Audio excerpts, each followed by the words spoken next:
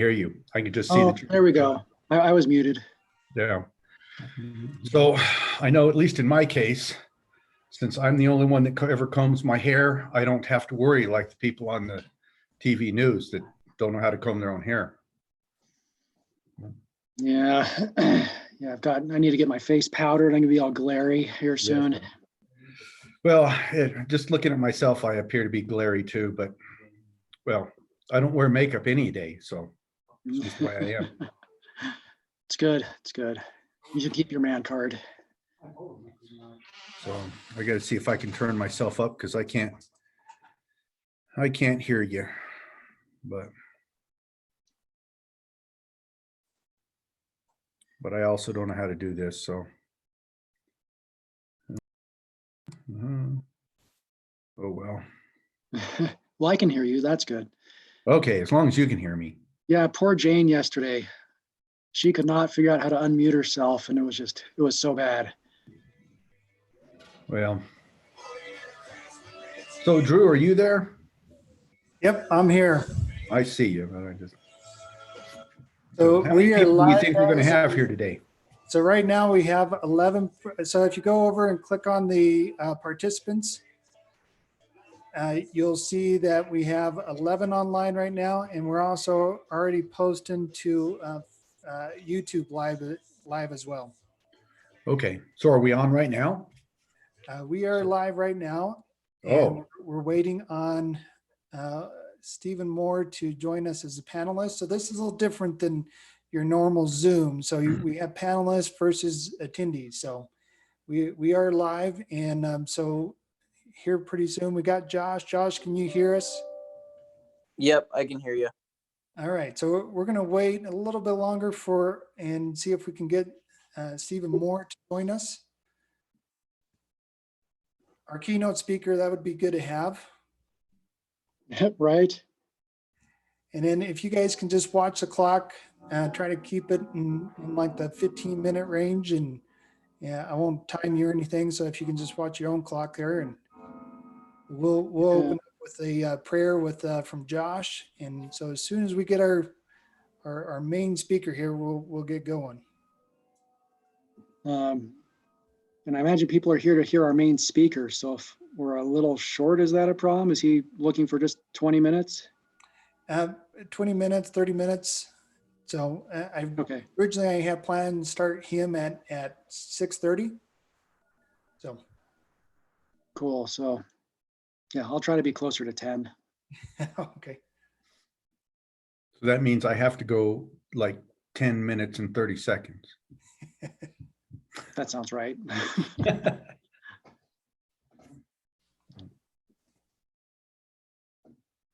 But I almost left a note way over here that I wanted. So while you look at my chest or whatever it is showing, there we go. All right. I made myself some notes here because normally I just make up stuff for those of you that don't know me. But today I actually have some stuff that I might want to say that's reasonably accurate.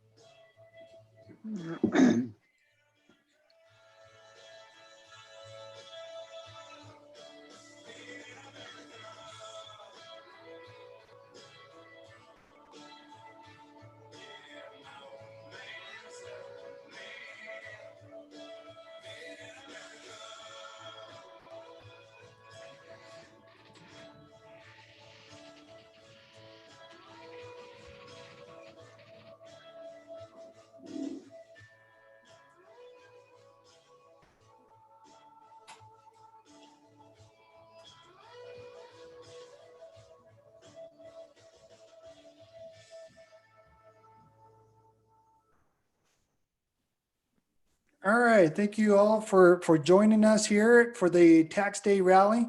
We've been doing this for a few years, so we're going to continue doing this, and this is going to be a new experience by doing it virtually.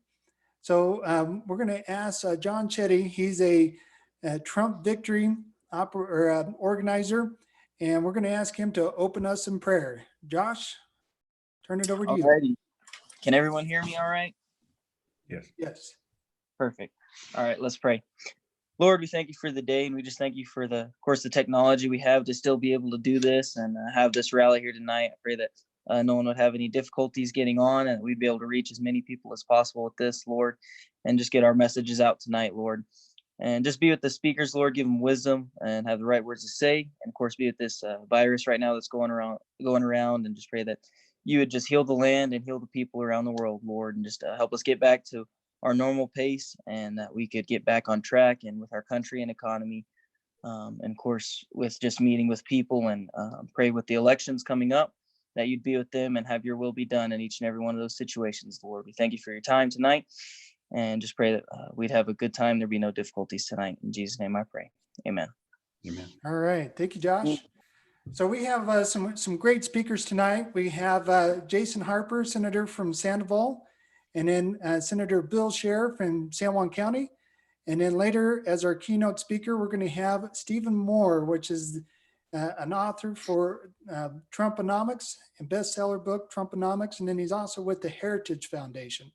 So let's, I would like to say, give a grand warm applause for Jason Harper, but you'll only be hearing myself and Senator Scher right now, Jason. So turn it over to you. And so let's hear what you have to say about taxes or lack of. Thank you. Awesome. No, thank you. It's great to be here. Thanks for the invitation. I have the reputation of being the tax guy in the House, which in some ways is flattering. In other ways, it's sad because I hate taxes. I just hate them. When I was a kid, my dad, he was an accountant, and I asked him, "What do you do for a living?" And he explained to me what he did. And so then I drew a picture of what I thought my dad did. And it was a stick man holding a bag, collecting taxes. And he got so mad. He said, "I am not a tax collector." And so then I drew a circle around it and a line through it, and then a little knife stabbing the tax collector. And he still has that hanging up in his office today. So taxes are a necessary evil, but it's definitely something that we want to make sure we are administering in the fairest way possible, that doesn't kill families, doesn't kill industry, and does just the bare minimum that we need government to do. And so in New Mexico, talking about New Mexico taxes, I'm a representative in the New Mexico House of Representatives. We really have kind of three main taxes. The first is income tax. The second is our gross receipts, kind of our consumption taxes, and then the third is our property taxes. And our property taxes are pretty low. They're like the second to our first lowest in the nation. Unless you live in Bernalillo County, your property taxes are really good. Our income taxes used to be pretty good until the Democrats passed a huge tax increase last year. But our income tax is not terrible either. It's really our consumption taxes that are awful. Our gross receipts tax, most people see it as a sales tax, but it's really gross receipts tax. And that is just our small business killer. It is destroying the state. And I like to mention, just so people kind of get an understanding, Ernst & Young did a study, I think it was 2007 or 2008, where they took all of the states in the US and they virtually dropped 10 different types of businesses into each state. And they ran the state's base tax code for all those businesses, and then ranked all the states based off of how these businesses did. And you want to guess where New Mexico fell in that list? No, we weren't 50th. we were 51st because it included the District of Columbia.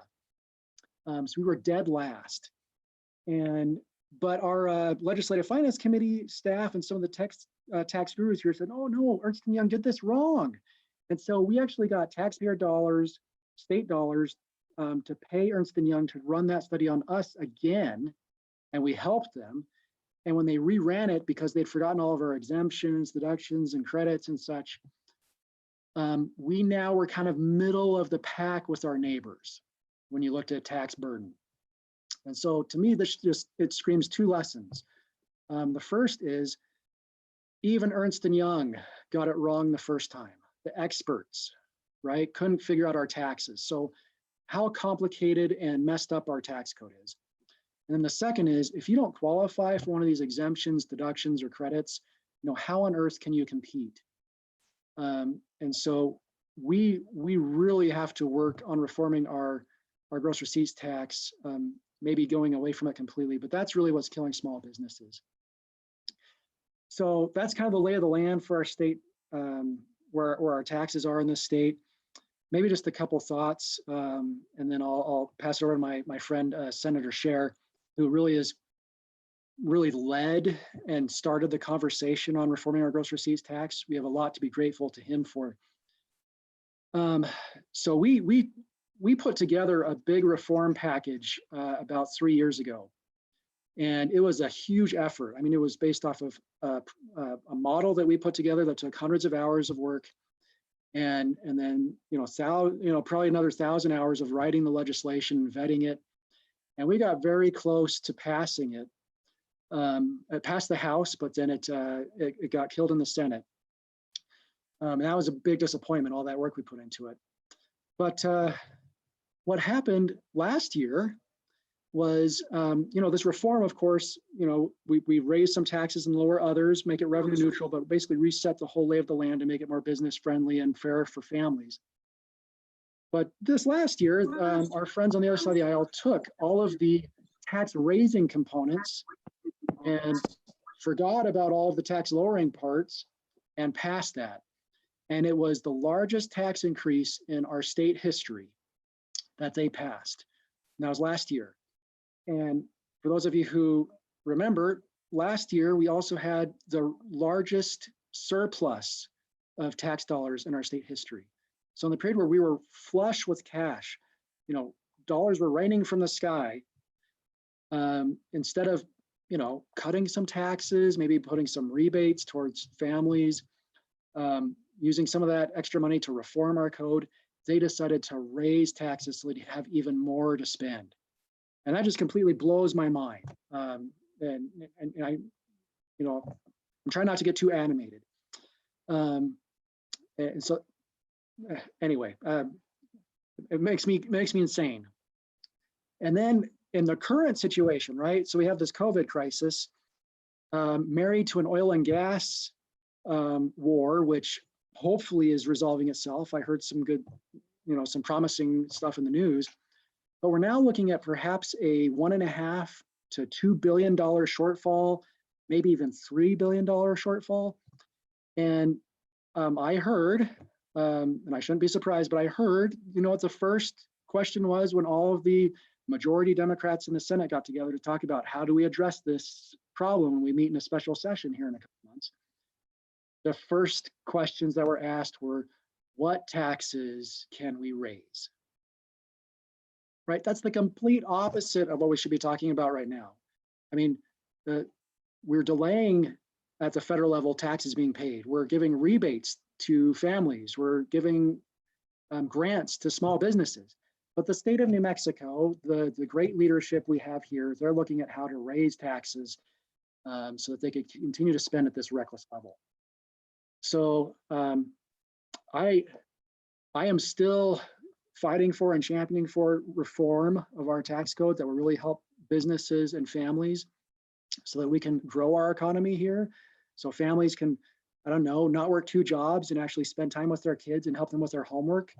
I really think a strong economy and a good tax code that supports that can help address some of our other social issues that we have in this state. Just the self-worth that comes with knowing that you have a job and you're working hard, and that you're being compensated for that versus being on the dole. That does terrible things for one's self-worth. So I'm still hopeful, but it's been an uphill battle, and we've had some serious casualties. So with that, thank you for the invitation, Drew. It's an honor and a pleasure. Well, thank you, Jason. Good to hear from you. Senator Bill Scher, your turn there, buddy. Oh, hold on, let's unmute you. Representative Harper is just too smart to be in the House of Representatives or the legislature in general. He's just too smart. It's always tough to follow him. Although I tremendously appreciate what he's done for tax reform. From my perspective, we have three issues that I think we need to address in tax reform. One, it has to be simple. If it's simple enough for Representative Harper to understand, that's not very simple. If it's simple enough for me to understand, it's a pretty simple tax. And I think that's a big part of our problem. He talked about all of the credits and exemptions and deductions. And the Ernst & Young study that took us, ranked us as 51, and then after we showed them all of the great things we do, moved us actually to 37, which isn't that great. But all of those credits, exemptions, and deductions are for some special interest. Now, maybe we agree with that special interest. A lot of it has to do with agriculture. And of course, we want a strong agricultural community here, and we all want to eat. And so some of those might make sense. The problem is, those are all exemptions, and we have no idea what that means because they report nothing to us. So the one thing that all of us know is that we know nothing. And that really makes tax reform difficult, because as we're looking at things and trying to figure out, okay, so what do? There's a big chunk of this that we don't know. We know what credits mean, who gets the credits and how much. We know what deductions mean, who get the deductions and how much. We know nothing about the exemptions.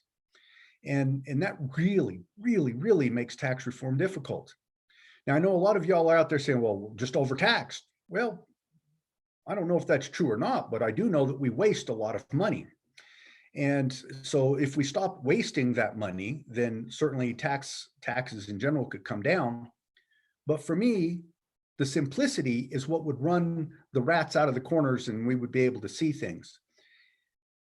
For years, I've proposed a 2% gross receipts tax. Representative Harper wants to eliminate the gross receipts tax. And I spent years banging my head against the wall trying to figure out how to do that. And then I decided, well, let's just eliminate everything else and adopt the gross receipts tax. Probably neither one of those plans are going to pass. So we got to figure out what to do. But no matter what it is we do, it has to be simple. People need to be able to understand it. If Ernst & Young cannot figure out what we do on our tax code, there is absolutely no way that I figure it out. And if I can't figure it out, then probably no one else in the state can either. So to me, that's the first thing that we have to do. Simple. What are we doing? The next thing is we obviously still have to raise enough money to pay our bills. Even if we're wasting money, today we've committed to paying certain bills. We still have to pay those bills. In the future, I believe, we can figure out how not to waste that money. I think there's plenty of fat in there. This year we have a $7.7 billion budget. And not long ago, it was under $6 billion. And just in the last 2 years, our budget has grown by 20%.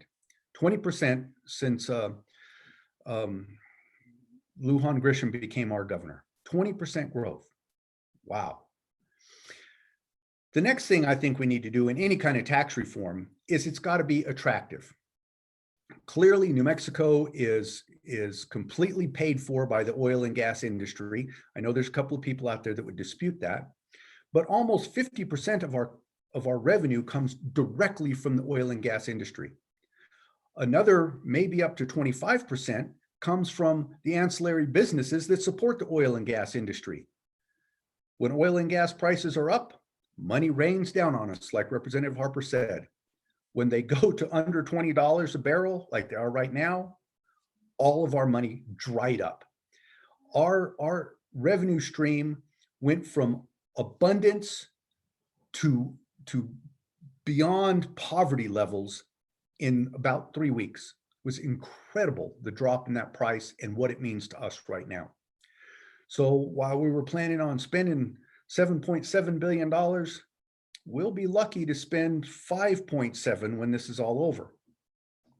So what do? We have to have a tax code that attracts other industries. I'm from oil and gas country. I love oil and gas. I think we ought to do everything we can to make sure that the oil and gas industry thrives. But I also know we need something else. And whatever our tax reform does needs to be able to attract something else. I don't really particularly care what it is, as long as it's moral. So we're going to manufacture widgets. Great. If we can pull as many widget manufacturers from China and have that work done here, even better. But somehow we've got to make our state attractive to these other businesses. All of these industries want to come back from China now, and we're not ready to welcome them in New Mexico. We could be, but we're not. So in my world, simple, it still has to raise enough money and it has to be attractive. You'll notice that's SEA. I'm looking for a C change in what we do. And so that's where I came up with my little acronym there. The real problem, as I see in making this reform, is it used to be that Democrats and Republicans had the same goal, but maybe different paths to get there. But really, since the progressives have taken over the Democrat Party, we don't have the same goal anymore. Where the progressives want to go is not where Republicans want to go. It is so far apart that when people say, oh, you just need to work in a bipartisan manner, it's difficult because the progressives actually now control the state of New Mexico. So if it's bipartisan, it means that we as Republicans or conservatives or libertarians have surrendered to the progressives. So somehow we got to figure out how to get some of that control back so we can go in the direction we want to go. Representative Harper said, largest personal income tax in history of the state of New Mexico. That's because they're in control. While we didn't do it in the Senate, I do know that the House Republicans actually introduced their own budget. This was a sane, fiscally responsible budget. And it was defeated just out of hand. They didn't even want to hear about it or any changes to it. And I find that disheartening. We can do this, but elections coming up and that's how you do it. So that's my story and I'm sticking to it.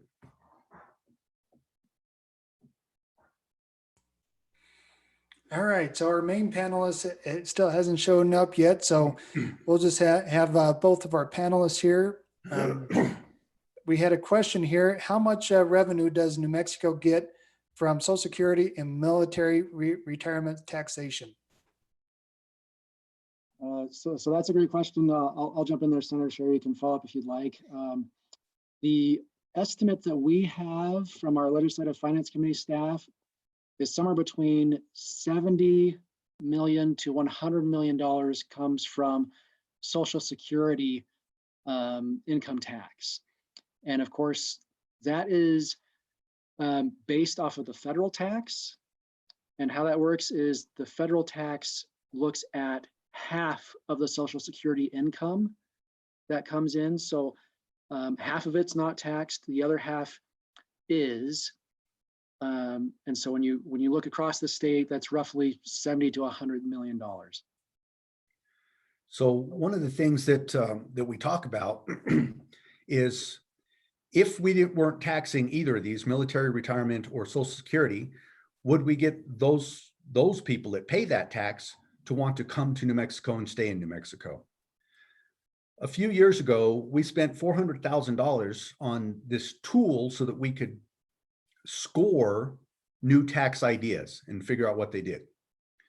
After we spent the money, then we learned that we still can't use this tool because we're not allowed to share data between tax and revenue and legislative finance. So we don't know. Back to the one thing we know is that we don't know. well, we know what the numbers are, but what we don't know is what would the result of this be? Would more retirees come if we weren't taxing Social Security?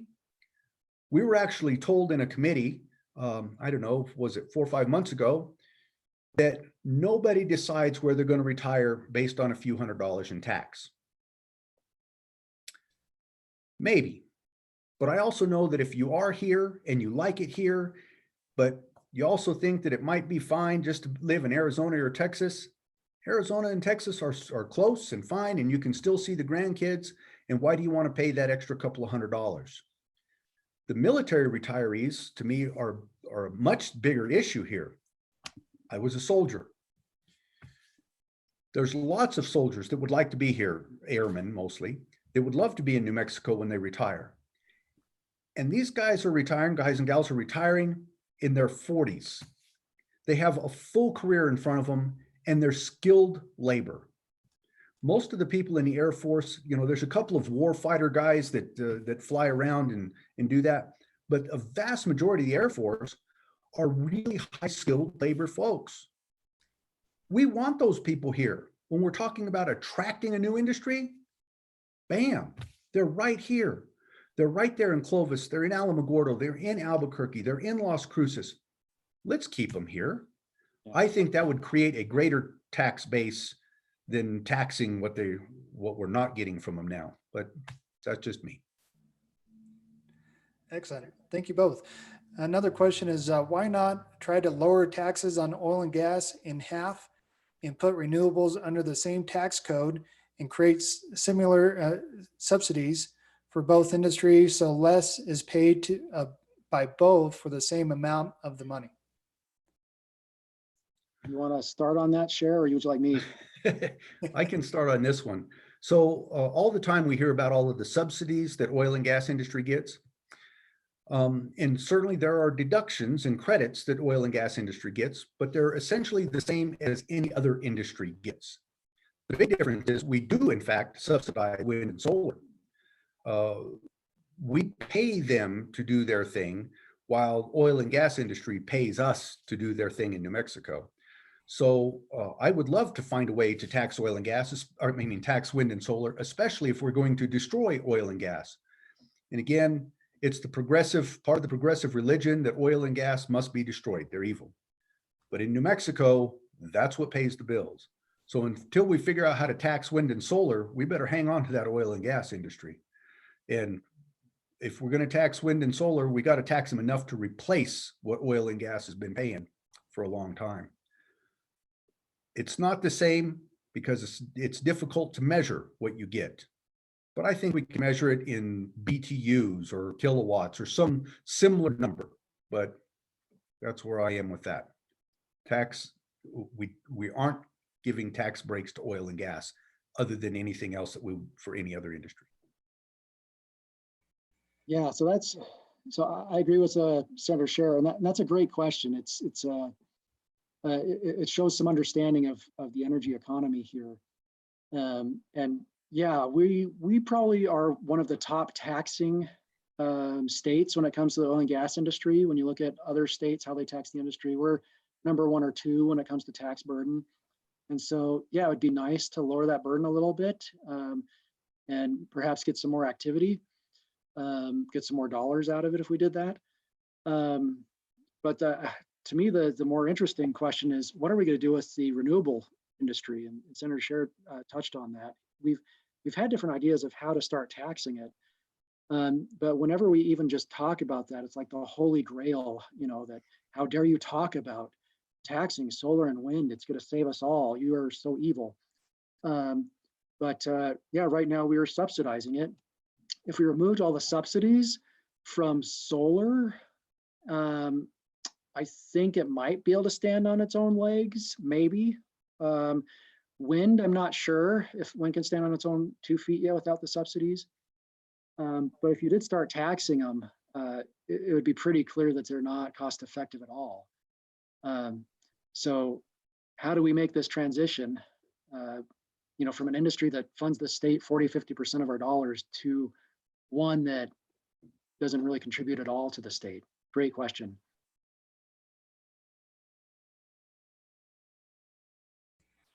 All right, thank you both. We got another question. I'm going to see if he can answer directly.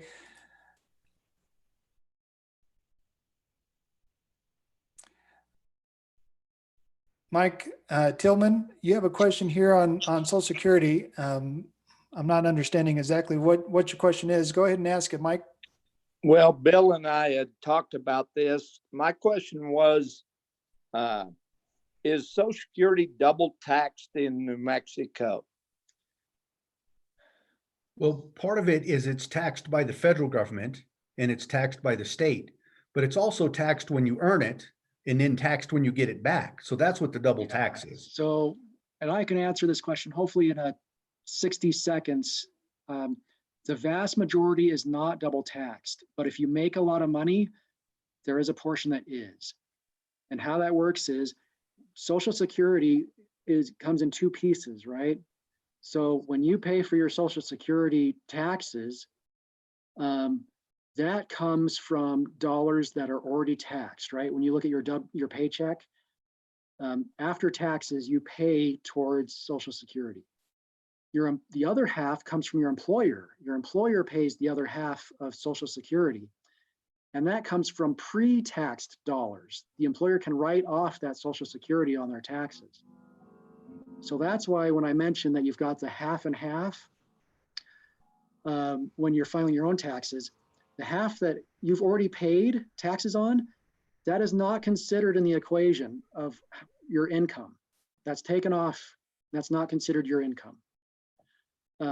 So now we're looking at the other half that was not taxed, that your employer didn't tax. That is included in your income, but it's really not taxed until you cross the threshold of that income being taxed, right? So right now, I can't remember, the current deduction is like $24,000, right? The standard deduction for a two-family household is $24,000. If you itemize, you get more deduction, but essentially your first $24,000 isn't taxed. And I think the maximum distribution you'd expect to get from Social Security is around $12,000 a year, somewhere in there per person. So if all you've got is Social Security income, that's going to be, you have your 24,000 deduction. You're not going to pay taxes on that. It's when you have a pension, when you have a 401k, when you have other income sources, and that brings your income above that 24,000, you eventually get to a point where, yes, that extra money is taxed again. So I hope that's not as clear as mud. It's not simple. Yep. All right. Well, I don't know if our keynote speaker is going to show up. And so we're going to go, since he's actually here, and I think he's the only federal candidate that actually showed up to watch our tax day. We're going to turn it over to Gavin Clarkston. Gavin, all yours, buddy. Hey, thanks so much for having me on. If y'all go, it's really amazing to think 1 year ago, I was up there at y'all's tax day protest or tax day counter protest or whatever, whatever the event in Farmington a year ago. It's hard to imagine because we weren't doing social distancing back then. We were shoulder to shoulder arguing that the reason that we're broke as a nation is not because we tax too little, because we spend too much.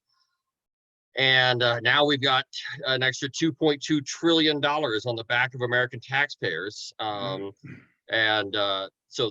obviously we've got to figure out what to do with them for New Mexico when we come out of this. So one of the things that I've put forward, and thanks Drew for sharing this on y'all's page, is my frack China policy.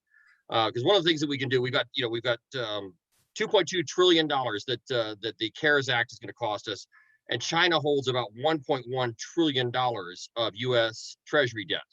So my proposal, which I published in the Washington Examiner, and I'll put this in the chat box here in just a second, is to go in and, using the powers that are available under the National Emergency Act, go in and seize $1.1 trillion of Chinese treasuries and freeze the rest of their assets, and then go around and liquidate the treasuries to reimburse the American taxpayer. And obviously, hopefully some of that will come back to New Mexico. We're about to have another editorial come out this week looking at how the step 2 of that, which is internationalizing that and giving our allies the ability to do the same thing. But then we're going to get to the rest. The rest of the question is, what do we do next? how do we go around and recreate economic prosperity here in New Mexico? And it won't be by increasing taxes. Again, New Mexico needs to, and if you look at the failure of the federal government in the rollout of the testing kits, I mean, part of the reason why we were behind the curve was because the federal government, the CDC and the FDA and the overzealous bureaucrats actually denied the private industry the ability to create test kits. So in addition to taxes being a huge problem, over-regulation is a huge problem. And I know y'all know that up in the Four Corners, you know, if they can't tax you to death, at least in the oil and gas space, they will try and regulate you to death. And I'm very familiar with the situation where, you know, where the environmentalists are trying to use the over-regulation to try and eliminate any further oil and gas exploration in the San Juan Basin, even though there's that geologic seam that keeps the Chaco Canyon sacred site from being impacted by anything that's oil and gas exploration. Nonetheless, the environmentalists are using the tribal interests as a stalking horse to try and shut down oil and gas up there in the Four Corners, and that's something that we can fix, because 2/3 of New Mexico is federal land. And I can't, you know, no offense to the very intelligent state officials we have here, but in general, if you're a federal official, you can't fix stupid in Santa Fe. And you know, and I know y'all would try to do that, but unfortunately, there's not enough of y'all there. So, but what I can do as the next senator from New Mexico is go through and try and repeal or at least substantially revise all of the laws and regulations that are being used to destroy not only the oil and gas industry, but the coal industry and the hard rock mining industry and the timber industry. I mean, one of the things that people don't realize is New Mexico used to have a very vibrant timber industry. And then the environmentalists were able to use statutes to decide that they cared more about spotted owls than they did about human beings or healthy forests. And so when I was President Trump's Deputy Assistant Secretary for Policy and Economic Development. And one of the things in my portfolio, because I supervised a multi-billion-dollar oil, gas, coal, mining, and timber portfolio, I supervised the only healthy forest in New Mexico, which is not a state forest and it's not a national forest. It was the Mescalero Apache's forestry operation. Because if you go down to Mescalero, you'll look at their forest and they've got a nice tree density. It's a healthy forest. You can actually see the ground. I've got a picture if anybody wants me to put it up there and show it. Right next door is the Lincoln National Forest, which has some of the highest tree density of any forest in the lower 48. And all they're doing is growing fuel for the next super fire. And so one of the things we need to be able to do is to eliminate those outdated regulations, or certainly eliminate the ability of the wildlife guardians or whatever radical environmentalist nut job group wants to shut down and damage New Mexico's economy further, and open up those federal lands to the ability of New Mexicans to actually earn a living. I'll give you another example. When I was in the Trump administration, one of the things we put forward was a list of what are called critical minerals. These are minerals that are desperately needed for the national security of the United States, and yet we are dependent on China for most of them. 30 of the 35 critical minerals on the list exist in harvestable quantities in New Mexico. So that's another area where we are dependent on China. So part of the frack China policy, you know, again, in the Four Corners, y'all understand the fracking metaphor, because what you do is you go in and you are trying to go into resources that are deeply embedded somewhere else, and you inject the fracking fluid and the fracking sand, and then you extract the resources that you want. What we need to be able to do as part of this frack China strategy is go in, extract compensation of the American taxpayer for the clearly demonstrated Chinese negligence, or the negligence of the Communist Chinese Party. But we need to get compensation, but we also need to extract our manufacturing base. We need to extract our critical supply chains. And for New Mexico, that absolutely means going in and exploiting the critical minerals that are in the ground in New Mexico, but the environmentalist nut jobs won't let us dig for them. And the deep state bureaucrats and their multi-layered federal bureaucracy and the fraud, waste, and abuse that is baked into the federal bureaucracy, we get rid of all of that, New Mexico can actually be a wealthy state. Right now, we're 50 out of 50 in all the wrong categories. And we have more natural resources than Arizona does. Yet the environmentalists force us to leave them in the ground. And that forces us to be dependent on China for our critical minerals, for our strategic supply chains, and that dependence has to end. So, Drew, I apologize for talking a little bit more about regulation than I am about taxes, but we obviously need to ease the tax burden, but we also, in hand, have to eliminate the federal regulatory burden on economic opportunity here in New Mexico. But I do have one tax policy that I put forward before, and it's been endorsed by Grover Norquist at Americans for Tax Reform. They can't endorse me as a candidate, but they can endorse policies. And it's also something that would be highly relevant to y'all up at the Four Corners. Because Senator Scherer, I'm going to assume that you are not a tribal member. Is that correct? That is true. Okay, so I Well, am I am a tribal member. I'm part of the American tribe. Yes, but even though I'm pigmentationally challenged, I'm an enrolled member of the Choctaw Nation. So if you and I were to both go set up, let's say we found a mineral deposit on the Navajo Nation. Let's say we found tungsten to help make high strength steel or titanium or something like that. We both dig holes in the ground. We will both pay taxes to the tribe, because the Navajo Nation, because it's their land.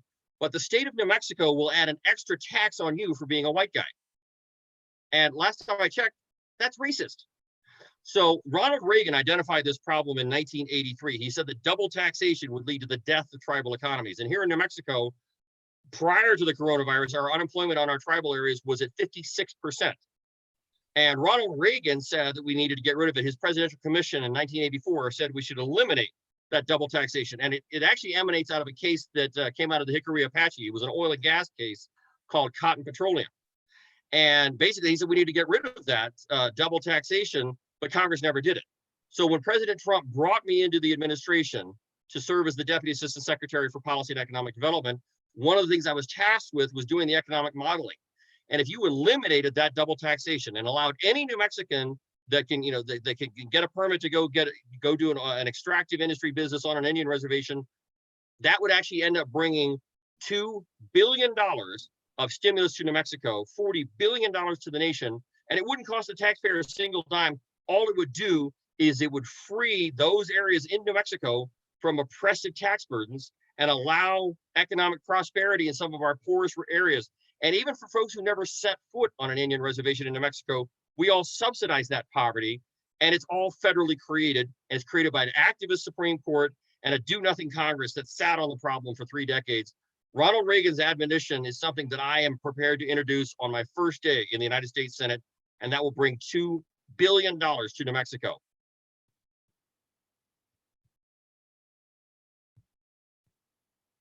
So Drew, that's my impromptu tax and regulation speech. So, I start telling my dad jokes, but you got better dad jokes than I do. I'm kind of fresh out right now. Let's see here. It says, Gary, I'm going to have you ask your question. Let me turn you on here. And if anybody else has some questions, please go ahead and type those into the question and answer box. So Gary Horn, go ahead and ask your question. Or is that actually for Bretta? I think that's me. There you go. Well, you're under Gary. Yeah, there I am with Steve. There I am with Steve Moore. I want to thank everybody for showing up. I really appreciate it. We're definitely looking to see where he is. I made a few phone calls. It's a friend of mine, Steve Moore. I met him years back in Steamboat Springs, Colorado. We go to a lot of events together, see each other, a lot of things. He's always speaking and doing the circuit, and we're definitely looking forward to him joining. All right. Well, Bretta is also our regional field director for Trump Victory. So Trump Victory, New Mexico, for those that haven't been following things with our Zooms, which we're doing Zooms just about every night during the week. And Thursday, we even have a Zoom for, what is it for Zoom on Thursdays? Volunteer. Tell me what that is, Bretta. Help me out. On Thursday, we're going to be doing 2 more. We're going to be doing, I think it's, isn't it, for neighborhood team leadership, teaching people how to be a neighborhood team leader. We're definitely going to start breaking down all the counties by precincts and start knocking on doors as soon as we get released, and be able to get out and start less social distancing and knocking on doors and getting everybody to vote for not only Trump, but for the whole slate. As soon as right after the primary, you know exactly who all our candidates are. We want to go all the way from Trump all the way down to county and make sure that we definitely turn the state red. And then at 7 o'clock, we're going to be doing on social media for people to understand Facebook a little bit more. Twitter, I'm a big Twitter fan. That's where I get all my information on what's going on, the latest. Even with today with the Lansing, Michigan, how they did a gridlock, and there was a lot of video and a lot of pictures about how the community was having an uproar and said they wanted to go back to work and didn't like what the governor was doing. And then also on Instagram, we've been working on that with young Republicans. They seem to like Instagram. Instagram to me is like a scrapbook from us old school people that remember scrapbooks and putting pictures and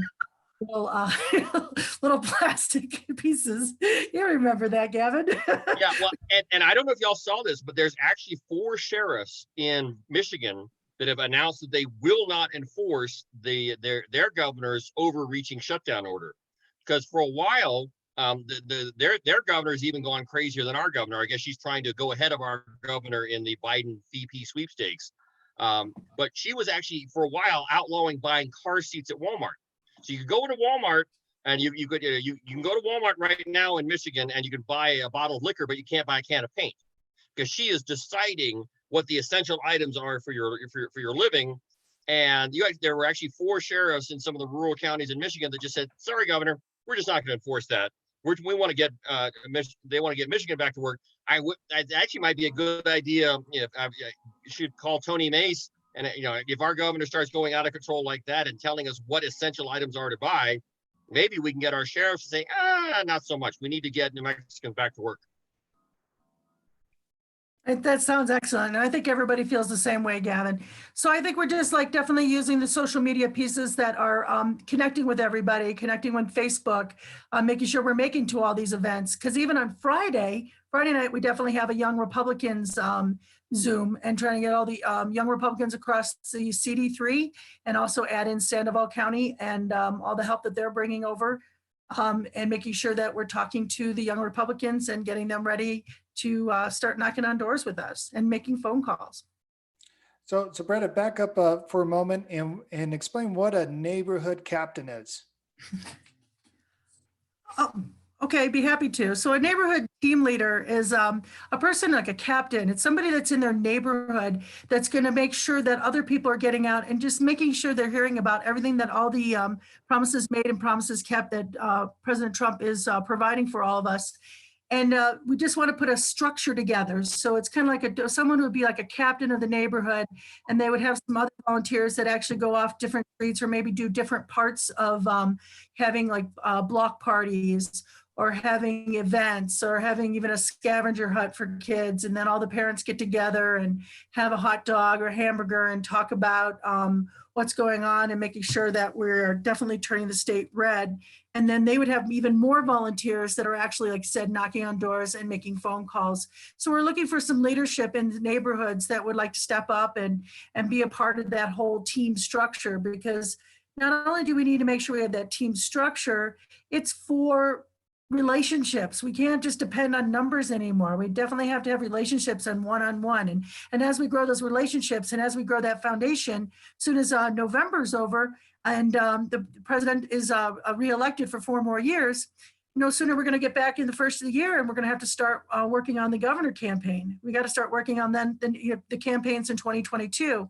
So we really want to have this foundation put together now here in 2020 so that we can pick it right up and everybody remembers where they left off and work on that foundation again, so we can flip a couple of more seats for all the states' seats, like the senator and the senators. That we make sure we have more Republicans, try to get the House back with Republicans, definitely the governor, definitely the Secretary of State. Oh, good. Yes, and so it's pretty exciting what the Trump victory team has done. And as well as, so we started off as a tier 4 and they started moving us up to, which is only going to put in 9 paid staffers. We're going to end up having 40. We're now a tier 1 for the Trump victory. So we're going to have at least about 40 different paid staffers with the RNC Trump victory team. So that's exciting for New Mexico. And also with the Trump team, as well as the RNC, they ended up investing over $300 million into data. And so that data is going to be used to be able to do this, but it doesn't work unless we get the volunteers and the grassroots. And that's where those neighborhood team leaders, captains come in, because you know better on your own neighbors than outsiders coming in. Brett is doing a great job, but until we can actually get and like she said, it's about relationships and get out there and reach out to your neighbors. Not quite yet, but you can still do things right now. And not to reach out a hand or anything, but right now there is a lot of things that we can do. Social media is a big part of that, is get on these things, share these as much as possible, get on the different Zooms that we have going on. And then also with the tools that we have as the party, and that campaign sidekick is a great tool where we can get on and do phone banking right from your own home. And so we don't even have to leave, and we can reach out. And right now, and it's really easy to do. We can make 10 calls a night, and it's all there for you. And that training is done on Mondays. And right, Bretta, is that Monday nights? Monday nights we do the training for Sidekick. We do again a lot of social media, but definitely the Sidekick training. Oh, and voter registration, because we definitely have a big piece of voter registration with all the court cases yesterday with the Supreme Court. We have to make sure by May 5th that everybody is going to get their absentee ballot and getting their absentee ballot to their right address. So we're really going to be pushing out and talking to everybody and making sure they're encouraging them to go look online to make sure their address is correct, because we only have till May 5th for any changes or any new ballots for an absentee ballot so that everybody can vote in the primary. And maybe some of the panel, I think I told you wrong on that May 5th. I think it's the Friday before the election. Representative or Senator Gavin, can you confirm that? Again? The last day for absentee. They're launching absentee ballot requests. The first day you can do it is May 5th. But I'd have to I need to go check real quick to see what the last day you could do is for requesting it. But I don't know if you may mention it, but obviously we had a huge victory at the Supreme Court yesterday. The Democrats were trying to jam through the George Soros model or Nancy Pelosi model of vote by mail, which would have had all sorts of problems in terms of irregularities in the Secretary of State database. There was one group that went and studied. They actually found that there are 64 registered voters in New Mexico who are more than 120 years old, which is kind of odd given that the oldest person on planet Earth is only 117 years old. There were about 1,600 dead people registered. Those are the zombie voters that Maggie is famous for, registering zombies, aliens, and canines. You had more than 3,000 people who were registered more than once in the database. So a vote by mail system would have sent them multiple ballots. But of course, that's the radical Democrat mantra of vote early, vote often. And so the Supreme Court said, no, they're going to follow the law. And so what they're going to do, they've ordered the Secretary of State to send out absentee ballot requests to every registered voter. So everybody's going to get an absentee ballot request here fairly shortly, but they're still going to allow in-person voting. They're still going to have early voting. All that's still going to be in place. And, particularly if you're in, Luna County down south, they still don't have their first coronavirus case, at least at the last I checked. So hopefully by June 2nd, we'll be back to normal. Yep. And if you have a chance to tell our county clerk, Tanya Shelby, she's running for re-election. She was part of that that court case, so she was involved in that, and it was a great score for the Constitution, because we want to try to make it where try to reduce the amount of fraud that's going on, especially in New Mexico. So that would just increase the amount of fraud if there was overwhelming amount of just volunteer or the mail-in ballot. So that was definitely win. And one other thing, we still have some issues with absentee ballots because we still have the problems with our voter registration database. Because Maggie Oliver, Secretary of State, refuses to validate the voter registration cards. Just when you check the box that says you've got you're a U.S. citizen, she has the database. We've actually done an IPA request to show that she has full access to that database. When we all went through our real ID, we all had to prove who we were. She has access to that database, but she systematically refuses to even bother to check. So it's still an unknown question how many non-citizens are registered to vote in New Mexico. It would take her probably about 10 minutes of database work to fix that, but she won't do it. And Drew, yeah, it is May 5th for the deadline. It's fast approaching because we're doing for the registered to vote for the June 2nd primary to change your party affiliation. Because if you're not if you're an independent, you're not going to get a primary. You need to have an affiliation of a major party, and to update your address is making sure they have your mailing address in your PO box. So those are dates that where deadlines that are coming up for any kind of changes you want to make for the absentee ballot.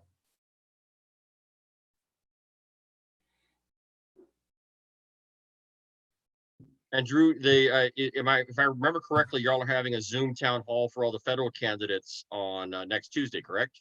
Yep. So Candidate Connects are every Tuesday. And yes, you're right. It's for the federal candidates next Tuesday. So be sure to join us. And that starts at, you can check out our Facebook page, Sandoval's Facebook page, and email. Also, if you text the word RED to 797979, you'll be signed up to join our text notifications on upcoming events. We don't ask for donations on that. That's just to give you an update on any events that we have coming up for San Juan County. So, yep, see Gavin here again with all the Republican candidates running for both Senate and CD3. So sounds good. Looking forward to it. All right. So I think we were able to fill up some time. It was unfortunate that we weren't able to hear Mr. Stephen Moore. Hopefully we'll be a little more organized and get him committed to a future date, maybe even get him live. We're going to try to, that's the bummer of not being or having paid people to come in and speak. They usually show up when you pay them. So with them committing for free, and we were hoping that doing these Zooms that we would be able to get some national speakers. But Gavin, thank you for filling in short notice, and for all your contestants. If they were here, I would give them opportunity too. So for you showing up for our tax day, you get the spotlight. So well, and like I said, it's a little different than the tax day we had last year. I more prefer the outdoor environment, with all the angry taxpayers honking, in protest with us. But Drew, you're doing a great job. Britta, you're doing a great job. We really appreciate. From my standpoint, it's very difficult to be campaigning when you can't have groups of more than 4 people live. So I really appreciate what the county parties are doing and what the Trump Victory Team is doing in terms of facilitating this type of electronic voter access. Yep. So we try to make do and just roll with the punches and be inventive. And that's how we win elections, right? So try to stay in front of everybody and get the word out. So Joe Rogers has a question here. Joe, hopefully your speaker or your microphone works.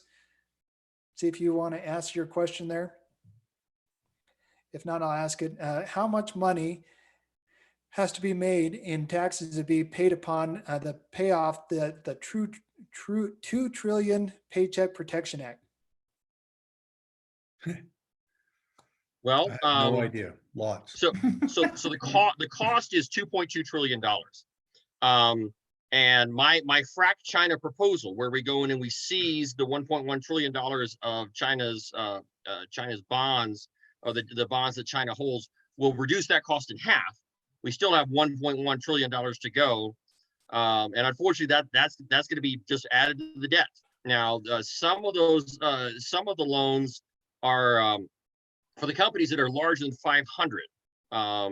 The loans that are being made to them aren't forgivable. They're actual loans. The payroll protection loans for the small businesses are actually forgivable as long as people use them 75% for payroll, and as long as and so those will be potentially forgiven.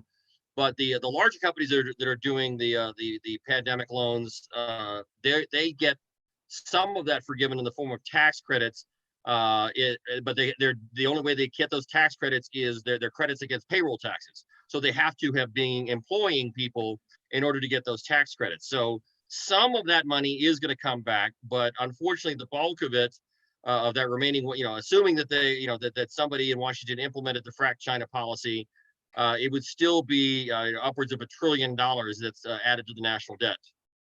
And that's some of the damage that China is, that's obviously a fault of communist China. Yeah, and maybe I can just share two numbers to kind of put that into context too. So the total GDP of the United States, so our entire economy, is roughly $20 trillion. And I think it was a couple years ago the numbers came in. The US collects in total about $3 trillion in taxes a year.